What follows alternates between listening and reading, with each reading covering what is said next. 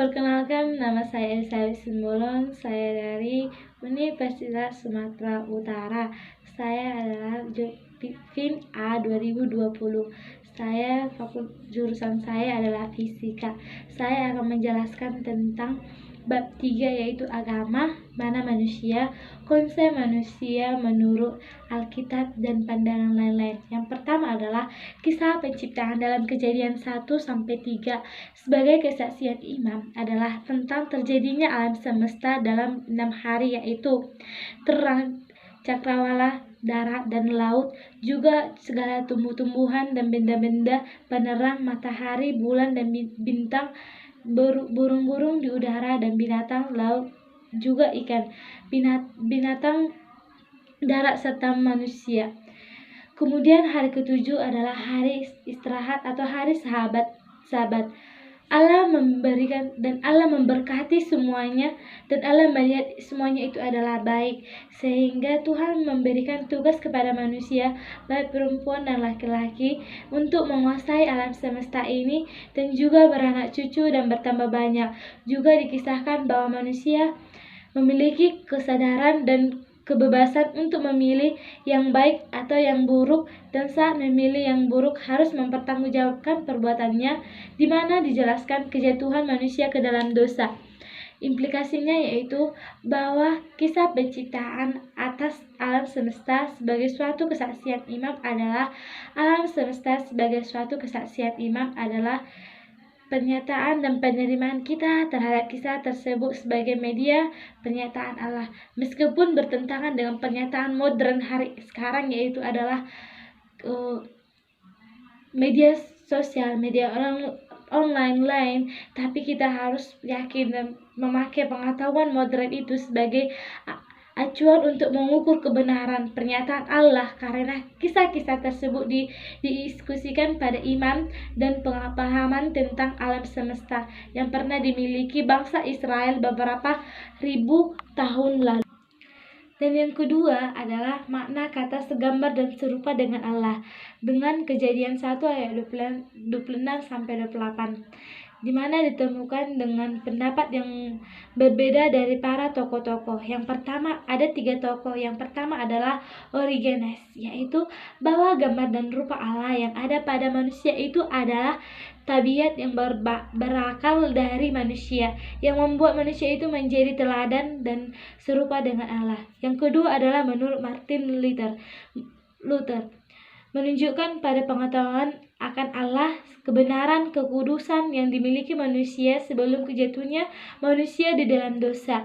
Menurut gambar dan rupa Allah yang paling hakiki dan substansial ada di Tuhan Yesus Kristus. Yang ketiga adalah menurut Johannes Calvin, di mana dengan membedakan hakikat manusia yang dapat berubah, yaitu rupa, dan hakikat manusia yang tidak dapat berubah, contohnya akal, kehendak, dan kepribadian. Maksud kata segambar artinya manusia merupakan gambar atau prestasi yang kelihatan dari Allah yang tidak kelihatan lewat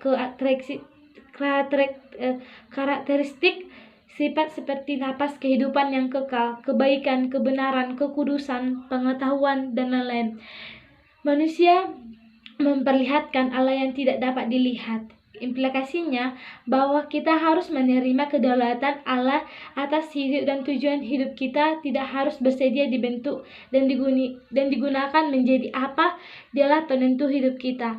Manusia selalu mengembangkan relasi yang baik dengan Allah, mendorong kita untuk beribadah dan menantikannya dalam kehidupan ini. Dan yang ketiga adalah manusia sebagai makhluk sosial. Ada tiga sebagai maksud sosial, yaitu yang pertama manusia dan sesamanya, manusia dan pasangan hidupnya, serta perintah untuk beranak cucu. Yang ketiga adalah manusia dan masalah gender. Yang pertama adalah manusia dan sesamanya. Manusia diciptakan tidak sendirian. Sejak awal manusia diciptakan sebagai makhluk sosial. Pihak manusia dijadikan sebagai suatu individu yang utuh, yaitu laki-laki, perempuan, atau tertulis di dalam Kejadian 1 ayat 27. Demikian firman-Nya. Dan sebagai makhluk yang saling membutuhkan sesama manusia, dan dalam Dan dalam Kejadian 2 ayat 28, demikian firman-Nya, bahwa tidak baik kalau manusia itu hidup dengan seorang diri saja.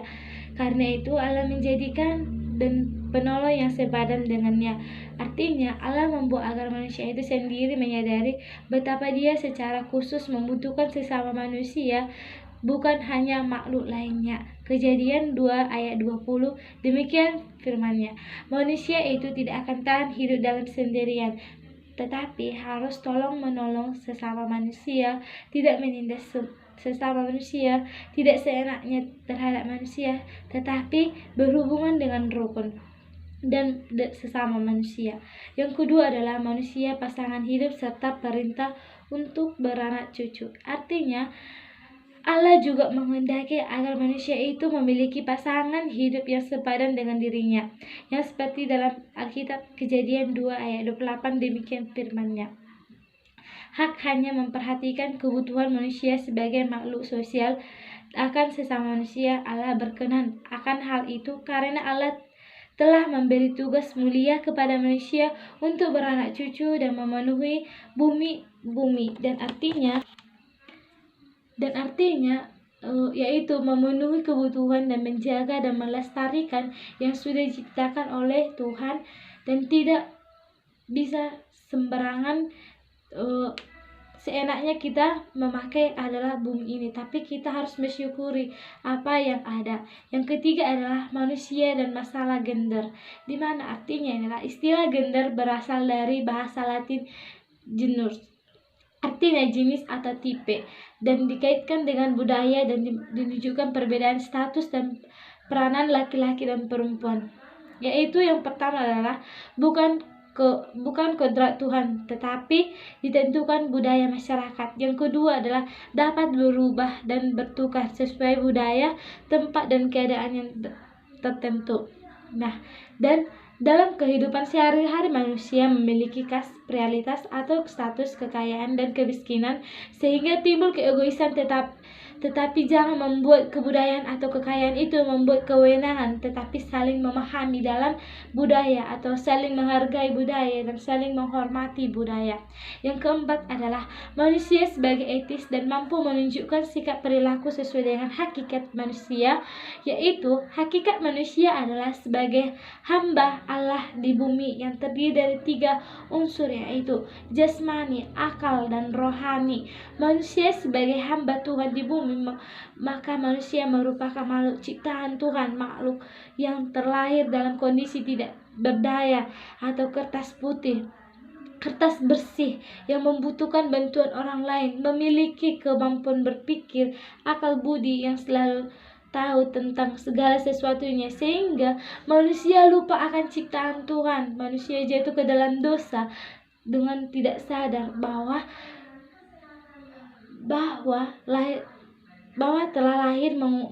telah menguasai pikirnya, sehingga dia membuat dosa sama seperti Adam dan Hawa jatuh ke dalam dosa.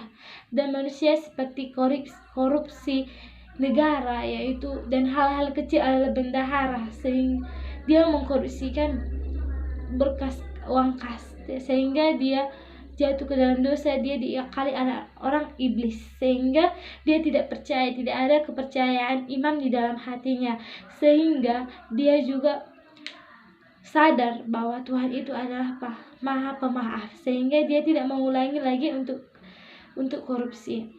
Yang kelima adalah konsep manusia menurut non-Alkitab, di mana manusia tidak jelas.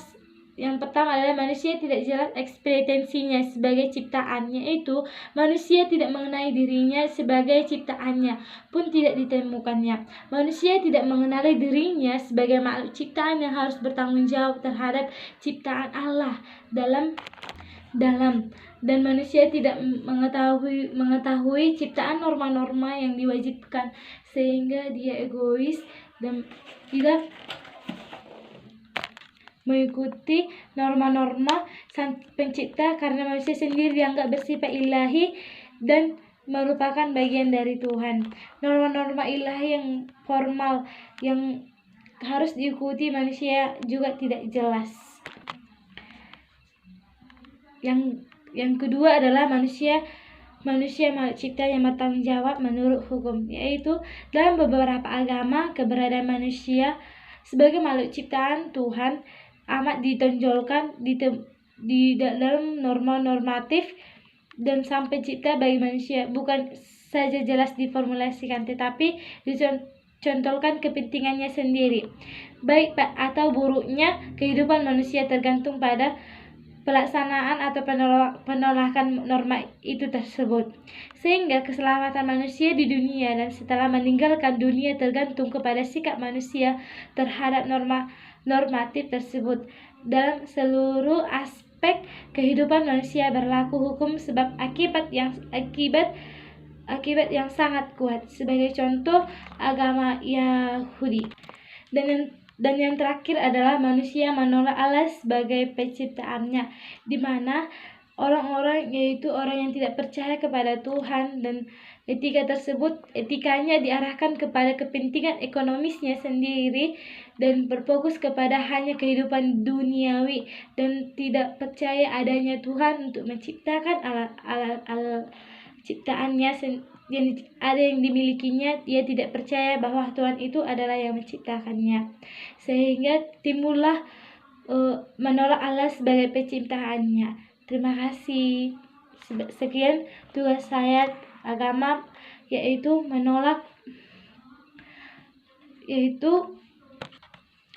sekian tugas saya manusia, konsep manusia menurut Alkitab dan pandangan lain. Sekian, terima kasih. Dan terakhir adalah kita harus patut bersyukur dan berterima kasih kepada Tuhan sehingga hari ini kita masih merasakan kehidupan yang kekal dan bisa masih merasakan kebahagiaan darinya. Dan segalanya, apapun yang kita miliki, kekayaan atau kemiskinan atau benda-benda yang kita miliki itu adalah dari Tuhan, bukan dari lainnya. Dan terima kasih. Sekian tugas saya.